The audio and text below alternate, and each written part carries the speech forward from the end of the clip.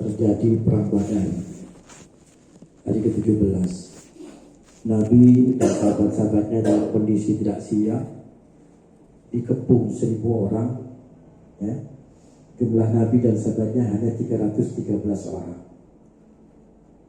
Hanya memiliki, kalau tidak salah, 27 ekor onta untuk 313 orang, sekian perisai dan sekian kuda. Sangat tidak siap untuk berperang.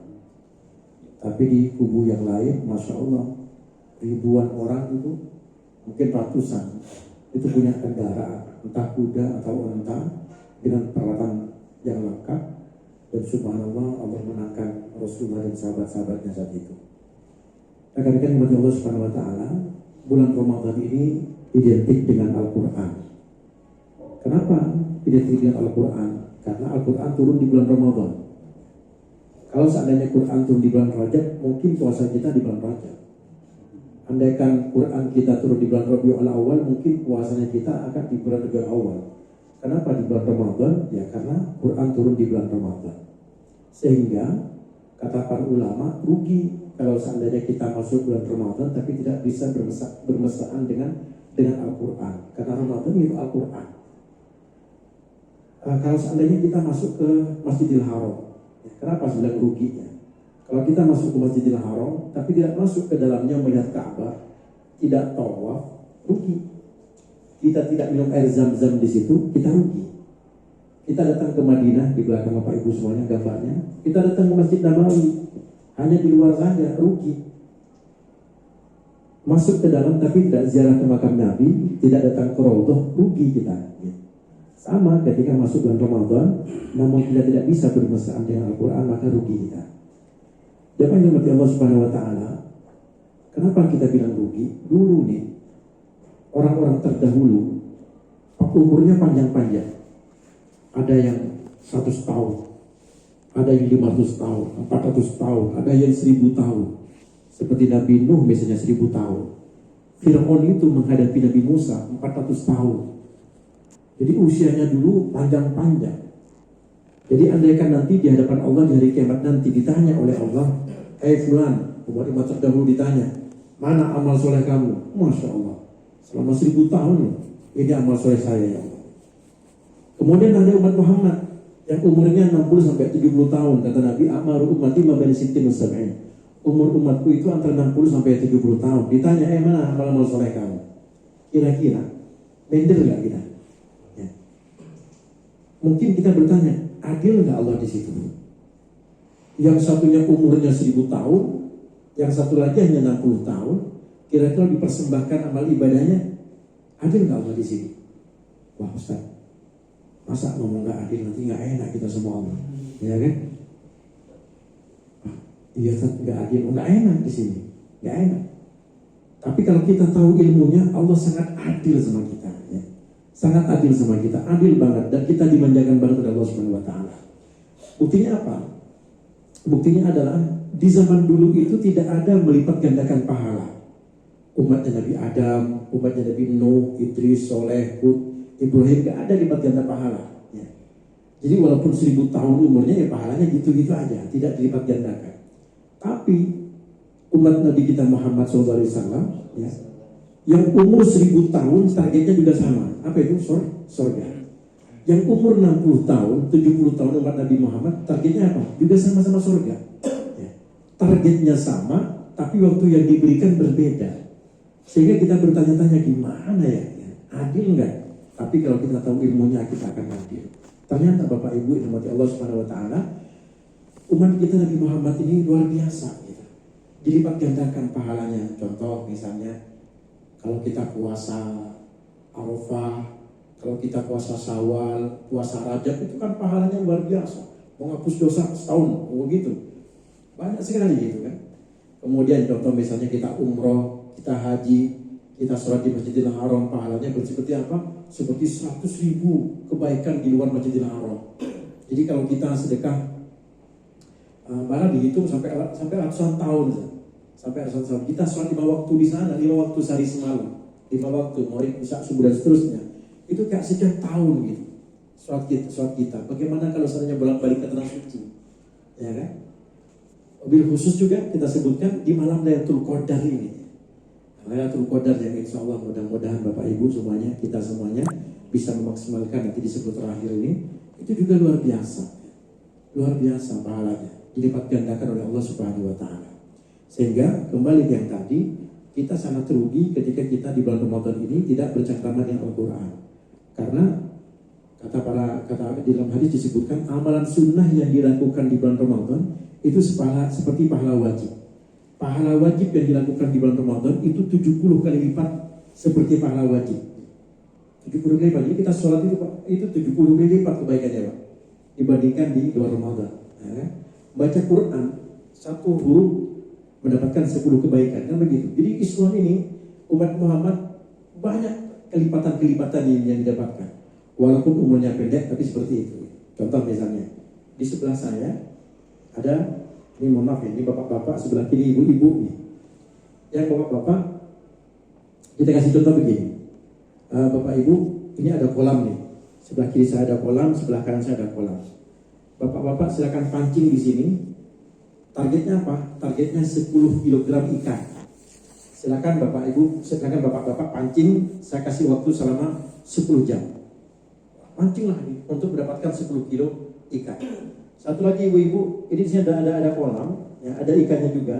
Silakan pancing ikan sama 10 kg, tapi saya kasih waktu 1 jam. Hadir nggak di sini? Jangan dulu, jangan mengatakan nggak adil dulu. Tunggu, ternyata Bapak Ibu, yang kolam sebelah ini, ya, yang kolam sebelah, masya Allah ikannya banyak, gede-gede. Gak usah dipancing, saking banyak tinggal dipanggil aja, ya ikan sini, gitu. 5 menit aja sudah 1 kilo, gitu. Jadi nggak sampai 1 jam, ya selesai, gitu. Sedangkan yang sebelah kiri yang bapak-bapak, ya ikannya kecil-kecil. Walaupun dapat ya 5 on, 10 on, susah dapatnya. Maksudnya ini umat terdahulu, umat sebelum Nabi Muhammad, dan ini umatnya Nabi Muhammad. Jadi subhanallah ini. Kalau seandainya Ustaz, kita ini ikannya banyak, tapi nggak dipancing, berguna nggak? Nggak berguna. Ikannya banyak, tapi nggak diapa-apain, ya nggak dapat apa-apa. Sama Ramadan itu kalau nggak diapa-apain, tapi dianggurin, ya kita nggak dapat apa-apa. Masya Allah. Contohnya apa? Ketika disampaikan di awal bahwa Ramadan adalah bulan Al-Quran, disebutkan di Al-Quran misalnya, Iqra' wartaqi warattil kama kunta turattil fid dunya fa inna manzilataka inda akhir ayatin kunta taqra'uha. Nanti di hari kiamat Allah akan berkata sama kita, bacalah Al-Quran dan tambah naik kamu derajat kamu. Sesungguhnya tingkatan kamu nanti di surga itu di ayat terakhir yang kamu baca. Jadi setiap hari kita baca, Bapak Ibu, naik derajatnya. Naik baca ayat tambah naik terus gitu. Sampai disebutkan qari'ul Quran balagha martabatan aw darajatal anbiya. Orang yang ahli baca Quran itu derajatnya sampai seperti para nabi. Bedanya, nabi itu mendapatkan wahyu dari Allah, sedangkan orang ahli Quran karena membaca Quran gitu. Sehingga kaget nanti dari kiamat, loh, kok ada Nabi Ibrahim, kok ada Nabi Musa, kok ada Nabi Isa, karena Al-Quran. Jadi kata Sayyidah Aisyah radhiyallahu anha, ibunda kita Aisyah, bahwa derajat kita di surga itu banyak mana ayat yang kita baca dalam Al-Quran. Maka semakin banyak ayat yang kita baca, maka semakin tinggi derajat kita. Malah kata Nabi sampai balagha darajatal anbiya. Kemudian disebutkan oleh Nabi, ya baghiyal khair akbil. Di bulan Ramadan Nabi bersabda, ya baghiyal khair akbil. Wahai orang yang suka melakukan kebaikan, ayo rakuslah melakukan kebaikan. Wa ya baghiyas syarr aksir. Dan orang yang melakukan dosa-dosa, yang suka melakukan dosa, suka melakukan maksiat, ayo cukup potong kemaksiatan yang sudah dilakukan. Nah, di sini Bapak Ibu yang Allah Subhanahu wa taala, kita diajak fokus juga. Selain membaca Quran tadi disebutkan. Contoh lagi misalnya, ketika Nabi duduk dengan sahabat-sahabatnya, Bapak Ibu, kami tanya, Allah punya anak nggak? Nggak punya ibu, ya, nggak punya bapak. Karena Allah al-fardus somad, Allah dalam keadaan sendiri, tidak punya anak, tidak punya keluarga, tidak punya apa, tidak punya istri, tidak punya teman, gitu. Tapi disebutkan di sini bahwa Nabi mengatakan inna lillahi ahlina minan nas. Sesungguhnya Allah itu memiliki keluarga di kalangan manusia. Para sahabat bertanya, ya Rasulullah, benar Allah punya keluarga di kalangan manusia? Iya. Siapa ya Rasulullah? Hum ahlul Quran. Mereka itu yang ahli Al-Quran. Wa khassatuh, dan orang-orang yang muqarrabin yang mendapatkan prioritas dari Allah Subhanahu wa taala. Jadi orang yang menghafal Quran, membaca Al-Quran, memfasilitasi orang-orang yang menghafal Quran, membiayai orang-orang yang menghafal Quran, termasuk golongan kita semuanya. Karena kita juga dakwahnya di Al-Quran. Kita mungkin nggak ngafal, tapi kita memfasilitasi pesantren-pesantren Quran, kita bantuin, maka pahalanya juga besar di sini. Masya Allah ya.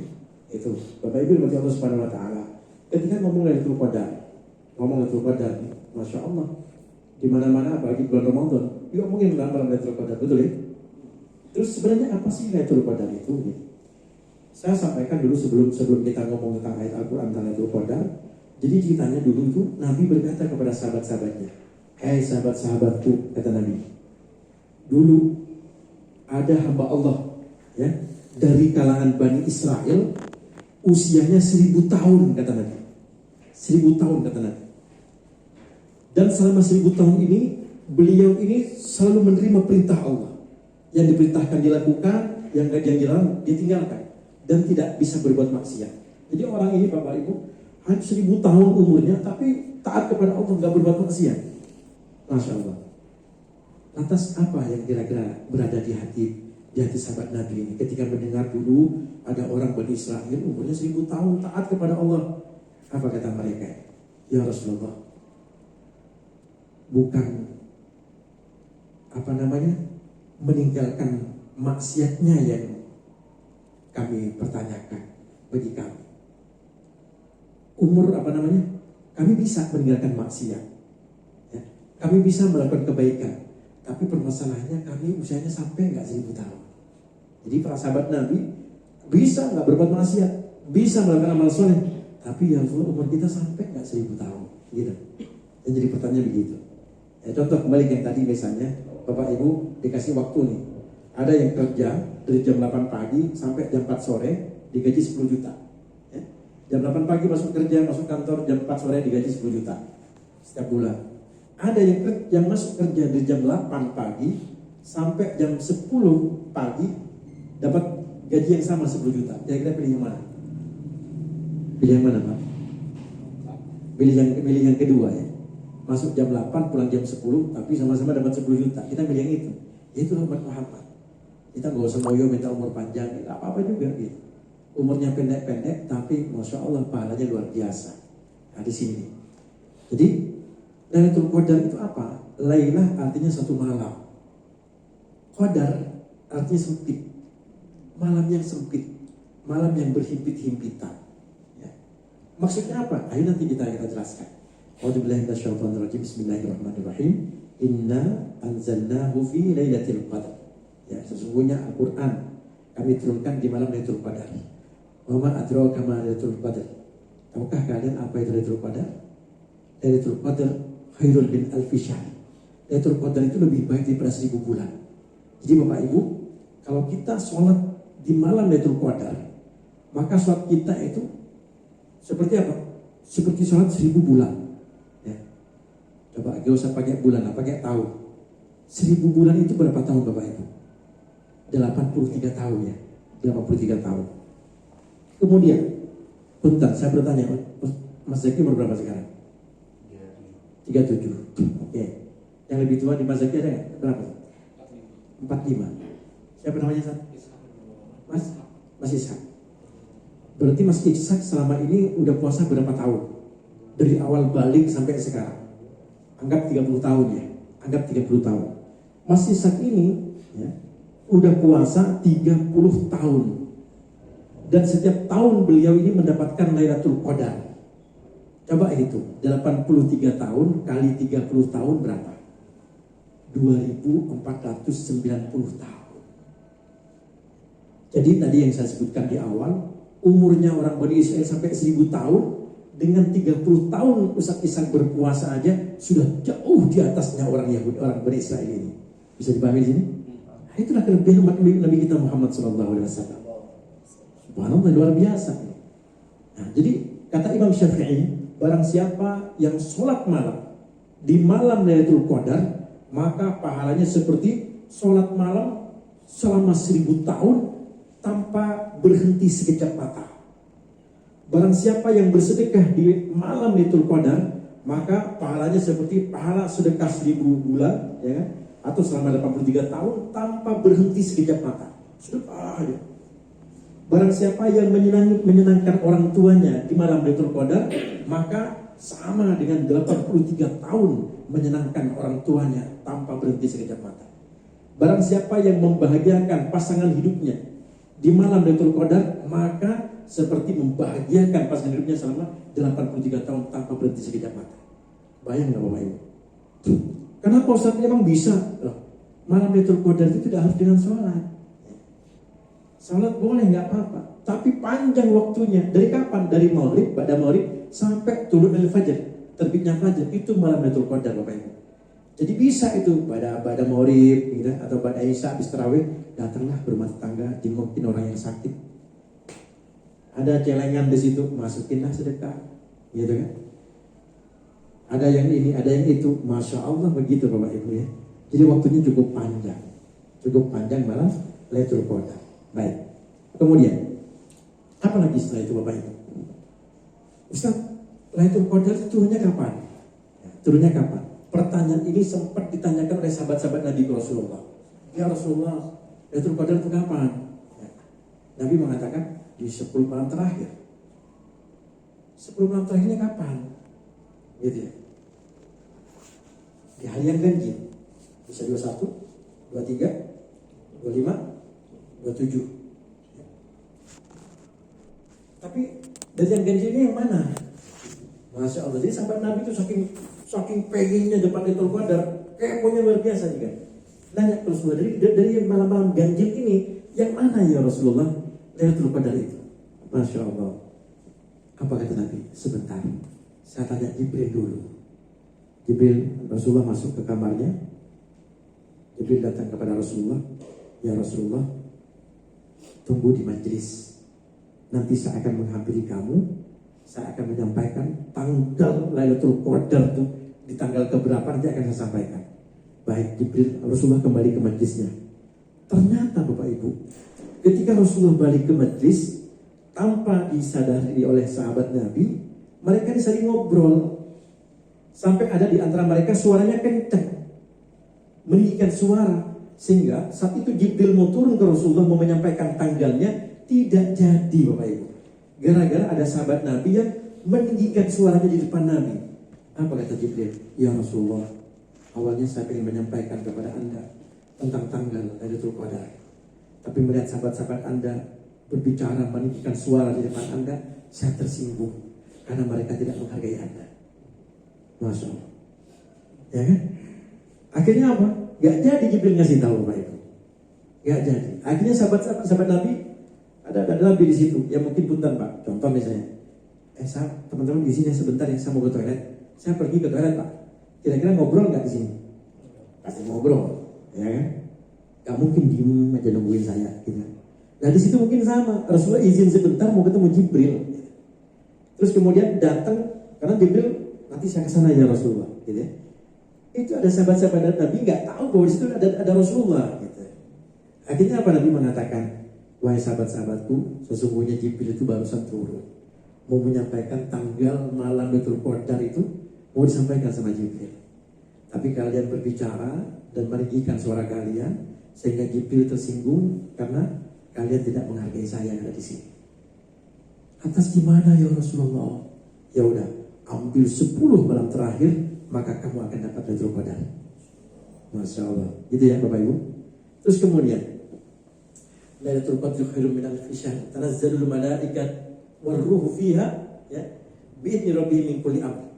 Kenapa dibilang malam yang sempit berhimpit-himpitan Bapak Ibu? Bentar. Kalau di malam hari kita melihat ke langit ada bintang dan bulan, terang nggak? Terang ya. Kalau seandainya malam itu nggak ada bintang dan bulan, gelap nggak di atas? Gelap. Ya. Begitulah kita melihat langit. Tapi ternyata Bapak Ibu, di setiap malam itu malaikat penghuni langit ini melihat ke bumi, ya. Melihat ke bumi. Kalau seandainya ada cahaya, ada cahaya. Bumi itu, ya, sebagaimana kita melihat langit ada bintang-bintang, ternyata bumi itu dilihat oleh malaikat di atas sana ada cahaya-cahaya yang muncul. Ada yang cahaya terang, ada yang melempem, ada yang macam-macam. Siapa mereka? Oh, ini cahayanya orang yang tahajud, ini cahayanya orang sholat duha, ini cahayanya orang yang sedekah, ini cahayanya orang yang berbakti sama orang tua. Cahayanya orang soleh. Sehingga yang bikin terang bumi itu bagi pandangan malaikat di langit adalah orang-orang yang soleh. Mereka penasaran, ya Allah, saya pengen melihat mereka, ya Allah, pengen melihat fan-fannya ini, cahaya-cahaya itu. Apa kata Allah? Jangan dulu, nanti tiba saatnya.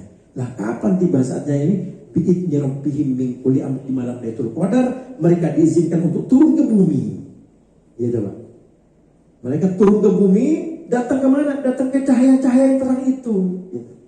Ya, oh ternyata ini orangnya masuk. Assalamualaikum, selamat ya, salamun. Gimana ayatnya? Salamun hiya tamat al-infaq. Mereka mengucapkan salam kepada orang-orang soleh itu. Saking banyaknya orang yang turun, malaikat yang turun, Bapak Ibu yang dirahmati Allah Subhanahu wa taala, Ibnu Taimiyah mengatakan adadul malaikah, jumlah malaikat yang turun ke bumi itu ka'adadil hasah. Jadi sejumlah kerikil yang berada di bumi. Ya.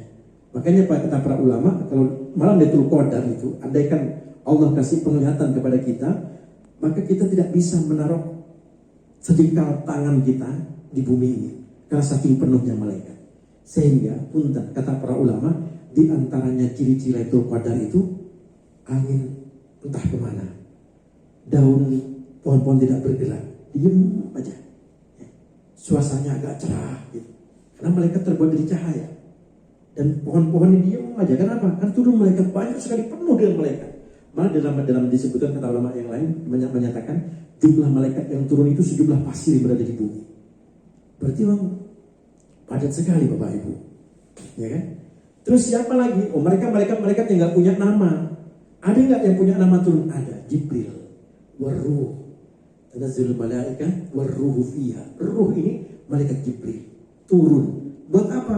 Untuk mendengarkan orang-orang yang baca Al-Quran. Masya Allah. Ini luar biasa Bapak Ibu, rahmati Allah Subhanahu wa taala. Ya. Ini makanya kita coba, mudah-mudahan ya, di 10 terakhir bulan Ramadan kita maksimalkan. Malah para sahabat-sahabat Nabi itu di mobil khusus di tanggal 27 Ramadan itu kan nggak ada kesempatan untuk makan atau apa gitu. Itu saking mereka fokusnya. Lah Ustaz, kenapa kok bisa tanggal 27? Ya. Bahwa sedangkan Nabi nggak menyebutin tanggal aslinya. Yang penting kata Nabi udah 10 hari terakhir ambil saja kalian pasti dapat, gitu kan? Kenapa kok ada angka 27 Ramadan? Baik. Para ulama tafsir mengatakan begini. Surat Al-Qadar itu ada berapa? Ada 30 kalimat.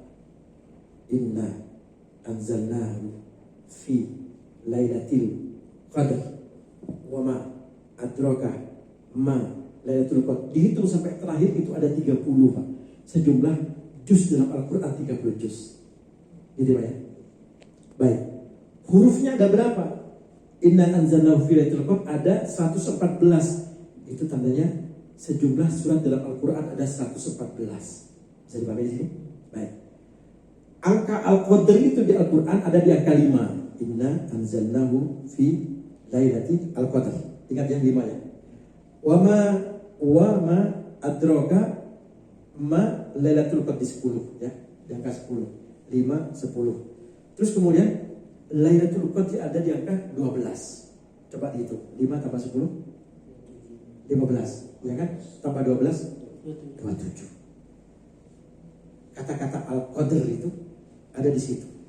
Terus kemudian hiya kembali ke Al-Qadar, ke malam Lailatul Qadar. Berarti para ulama, oh iya, ini kayaknya di Lailatul Qadar. Jika kalimat hiya ini adanya di ke-27 Pak. Inna anzalnahu fi lailatul qadar wa ma adraka ma lailatul qadar. Lailatul qadri khairum min alfi syahr. Tanazzalul malaikatu waruhu fiha bi'idni rabbihim min kulli amr. Lewat ya. Inna anzalnahu lailatul qadri tanazzalul malaikatu waruhu fiha salamun hiya. Hiya ini Pak ada di angka ke-27 dari jumlah kalimat dalam surat Al-Qadar.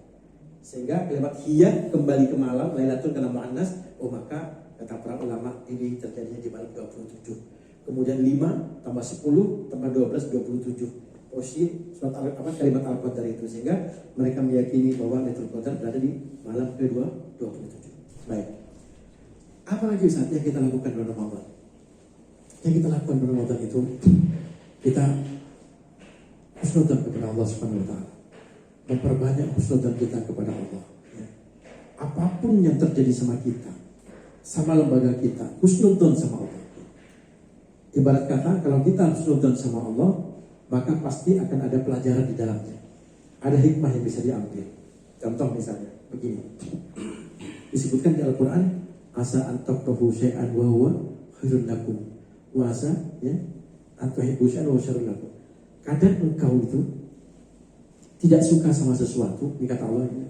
Coba kita lihat apa adanya ayatnya. Kadang kalian tidak suka sama sesuatu, karena itu baik menurut Allah bagi kamu. Kadang Anda suka sesuatu, tapi nggak baik menurut Allah. Gitu kan? Pengen nikah sama si A aja, nggak mau sama yang lain. Padahal yang menurut Allah nggak baik itu si A buat kamu. Yang baik buat kamu itu si C. Gitu. Kan kita nggak tahu. Baik, husnudzon ini penting ketika bulan Ramadan ini. Di bulan Ramadan juga penting. Ya. Jangan mudah mengambil kesimpulan dari apa yang dilihat oleh mata. Ya. Yang dilihat oleh mata, kadang apa? Kan ada keterbatasan. Lihat hikmah di baliknya. Ya. Makanya kalau orang dulu, kalau ada orang punya masalah, la'alla fihi khair. Semoga ada kebaikan di dalamnya. Iya Ustaz Saiful, saya itu naik motor, tiba-tiba ban kempes. Apa kata saya? Semoga ada kebaikan di dalamnya. Nah, ini ceritanya begini Bapak Ibu. Ada seorang perempuan pada zaman Nabi Daud alaihissalam. Ya. Perempuan ini punya 3 orang anak dan dia menghidupi anak-anaknya, menafkahi anak-anaknya seorang diri. Pekerjaannya apa? Sebagai penenun, tukang menenun kain. Ya. Tukang menenun kain. Seminggu beliau membuat tenunan kain itu, kemudian seminggu dijual. Uang hasil penjualan tenun ini dimakan untuk seminggu, Pak. Seminggu dia kerja, seminggu dipakai makan, tapi sambil dipakai makan dia kerja dijual lagi. Jadi kebutuhannya itu dalam seminggu di-cover dengan penjualan kain tenun ini. Lah tiba-tiba suatu hari ketika kainnya udah dibuntal, udah dibungkus, dicuri, Pak. Dicuri. Tahu nggak yang mencuri siapa? Kalau seandainya orang yang mencuri mungkin bisa dikejar, tapi yang mencuri burung, Pak. Burung besar mencuri kain itu, dibawa terbang. Akhirnya beliau datang mengadu kepada Nabi Hud alaihissalam. Ya Nabi Allah, Rabbuka adlun am zalimun. Wahai Nabi Allah, Tuhan kamu itu adil apa zalim sih? Nah, pertanyaan begitu. Emang kenapa Ibu? Saya itu selama seminggu kerja, hasilnya itu saya jual untuk menafkahi anak-anak saya. Ternyata malah diambil burung besar. Masya Allah, sebentar. Belum menjawab Nabi Daud pertanyaan ibu ini, kami belum mengomentari. Ada 10 orang laki-laki datang. Ya. Assalamualaikum ya Nabi Allah. Assalamualaikum wahai Nabi Allah Daud. Ya. Iya. Kalian siapa? Kami ini para pedagang. Ada sesuatu yang ingin kami sampaikan kepada Anda. Apa yang ingin kalian sampaikan? Jadi begini wahai Nabi Allah. Kami ini 10 orang pergi berdagang dalam perjalanan pulang, dan kami ini mendapatkan keuntungan yang besar. Dalam perjalanan pulang, kapal yang kami naikin, perahu yang kami naikin, ternyata bocor. Kami berusaha untuk menambal kebocoran itu dengan sebisa kami, namun ternyata air terus masuk terus. Ya. Akhirnya kapal ini penuh dengan air, banyak dengan airnya, dan kami saat itu sudah pasrah. Ya, wafat di sini kami ini. Kami akan meninggal dalam kapal ini. Cuma satu harapan kami. Apa? Berdoa kepada Allah dan ikhlas kepada Allah. Di saat kami ikhlas kepada Allah, berdoa kepada Allah, ternyata ada burung besar menjatuhkan sesuatu. Ketika kami buka, ternyata karung yang berisi kain-kain. Dan ternyata kain ini dipakai untuk menyumbat bolongan yang ada, dan pas sekali. Sehingga air tidak masuk ke dalam. Dan kami mengeluarkan air yang dalam perahu keluar. Dalam perjalanan ke darat, ini kan kami masih deg-deg nih, jangan-jangan terbocor lagi. Akhirnya apa? Kami sepakat bernadar, kalau saya sampai ke daratan, saya akan mensedekahkan 10 dirham. Temannya juga sama. Iya, kalau sampai ke daratan, saya akan sedekah 10 dirham. 10 orang mengatakan yang sama. Berarti berapa 10 kali 10? 100. Ini uangnya ada di kami. ini nadar kami, wahai Nabiullah Daud. Nih silahkan, uangnya terserah Anda mau dikemanakan. Di saat seperti itu Nabi Daud memanggil perempuan itu, ibu sini, ya. Kamu dengar apa yang sepuluh orang ini ceritakan? Iya dengar. Coba kainnya ada nggak? Kainnya mana kainnya? Ada nggak? Dibawa nggak? Ada, ini kami bawa. Coba periksa, ini kain kamu bukan? Yang namanya tukang jahit kan dia jahit sendiri. Iya ini barang saya, ya ini barang saya. Apa kata Nabi? Kata Nabi Daud alaihissalam ibu ini, itulah adilnya Allah. Anda menjual kain ini di pasar seharga 2 dirham sampai 5 dirham. Tapi ternyata Allah mengirimkan makhluknya berupa burung dan menjual kain Anda di lautan seharga 100 dirham. Masya Allah. Makanya harus nonton kepada Allah. La'alla fihi khair. Karena bisa jadi di dalamnya akan ada kebaikan. Contoh yang lain, misalnya sebagai kisah terakhir. Ada seorang raja. Dia itu sukanya berburu, Bapak Ibu. Berburu. Biasanya raja itu punya pengawal atau asisten, ya. Ketika sampai di tengah hutan, raja ini lapar. Tolong siapin makanan. Asistennya bingung nih, wah, gak ada makanan raja, hanya buah saja. Iya, buah apa? Ada buah mangga. Buah mangga kupas, dikupasi. Saking laparnya, masya Allah, belum jatuh ke piring aja diambil. Biasa kan kalau kita ada anak kecil samping kita dikupas, belum nyampe ke piring aja, tunggu bang, dia makan bareng kan gitu ya. Belum jatuh udah diambil duluan. Sama si raja ini juga begitu. Gitu. Di atas itu ada burung besar. Wah ini buruan saya. Sehingga apa? Mereka berdua fokus melihat burung, tangannya sambil motong-motong, dan raja mengambil makan itu. Ya. Di saat seperti itu Bapak Ibu, pisaunya si pembantu ini, si khadim ini, kena ke tangan si raja dan putus jarinya. Putus. Marah nggak? Marah. Loh kamu ini gini-gini. Maaf saya nggak sengaja. Wah pengawal, penjara dia. Raja di hutan gak ada penjara. Dia udah ikat dia. Diikat dari kaki sampai lehernya saja. Ya. Ketika tangannya putus, apa kata pembantunya ini? Wahai raja, bersabar ya. Mudah-mudahan ada kebaikan di dalamnya. Enak aja. Ini gimana nih? Tangan saya udah putus. Gitu aja. Nah, ketika diikat itu, si pembantu raja berbalik ngenyek gitu. Menghina. Semoga ada kebaikan di dalamnya. Tiba-tiba si raja masuk ke tengah hutan. Di tengah hutan ada namanya kaum, ada ubadul wathan, orang-orang yang menyembah berhala. Dan saat itu mereka harus mengorbankan, harus ada tumbal. Ketika si raja masuk ke dalamnya, ada tumbal nih. Ini bagus nih, ganteng, bersih, ya kan? Masya Allah, pokoknya sempurna ini si raja itu. Ini tangkapan kita, ditangkap dan dikasih ke kepala sukunya. Wahai kepala suku, ini raja. Raja yang, wah ini bagus nih. Dia akan jadi tumbal kita. Ayo. Ketika pas mau disembelih, mau dipotong, coba periksa dulu badannya. Diperiksa, ternyata cacat Pak. Jarinya putus. Apa kata si kepala suku? Jangan ini. Ini walaupun bagus bersih tapi putus ya jarinya. Jangan dipersembahkan sama dewa seperti ini. Dah, pulangkan aja. Pulang, Masya Allah. Yang dicari pertama kali sama raja ini siapa? Pembantunya. Iya, benar ya kata kamu ya. Walaupun tangan saya putus seperti ini, akan ada kebaikan.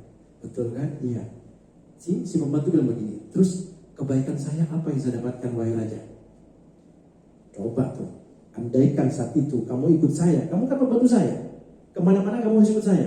Tapi kamu saya ikat di sini kan? Tapi seandainya kamu nggak saya ikat, kamu ikut saya. Dan mereka menemukan saya cacat, siapa yang dicari? Kamu yang dicari. Nah, di situ Bapak Ibu. Ini pentingnya kita husnudzon kepada Allah Subhanahu wa taala.